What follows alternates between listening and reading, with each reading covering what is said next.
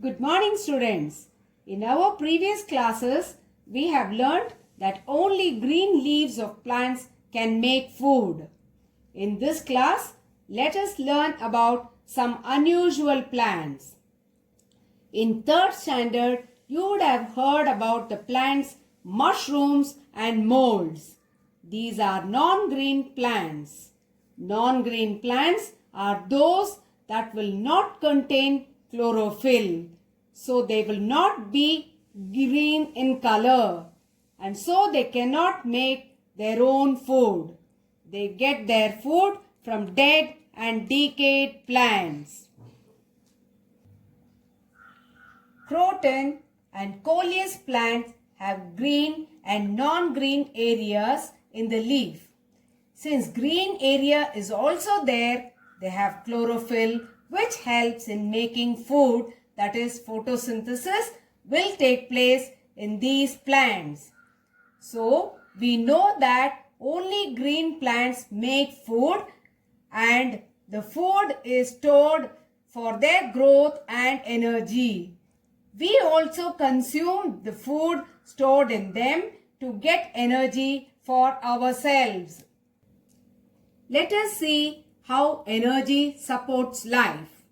For doing all the activities, we need energy which is got from food, and food comes from plants.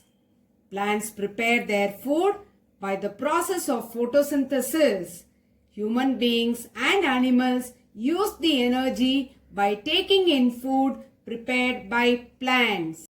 Grasses are the main source of food for humans and animals.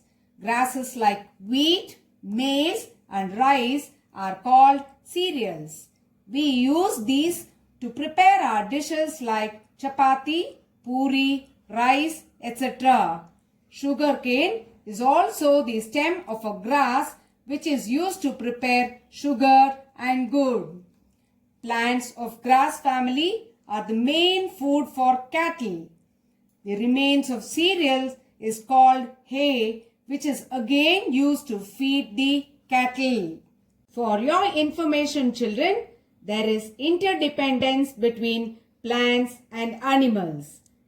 Animals and human beings depend on plants for food and oxygen. They use the food for energy and oxygen to breathe. In the process of breathing, we human beings and animals give out carbon dioxide which is used by the plants. Plants also depend on animals and human beings for carbon dioxide. They use the carbon dioxide given out by animals and human beings for preparing their food. Finally, we can conclude that animals and plants are dependent on each other. So, after knowing that plants and animals are both required for life to exist on earth, we have to maintain a balance in nature. If other living beings are more and plants are less, then those living beings like human beings and animals will not get enough oxygen and food. I repeat, children, if other living beings are more and plants are less, then those living beings like human beings and animals will not get enough oxygen and food. And if plants are more and other living beings are less in number, then plants will not get enough carbon dioxide to make their food.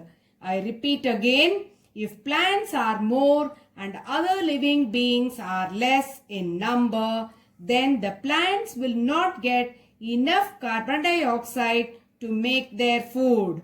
So we have to maintain a balance between them. That is why Vana Mahotsava and Chipko movement, which are programs introduced to make people aware of the harm caused by cutting down trees. It is very important to protect animals and plants to maintain a balance in nature.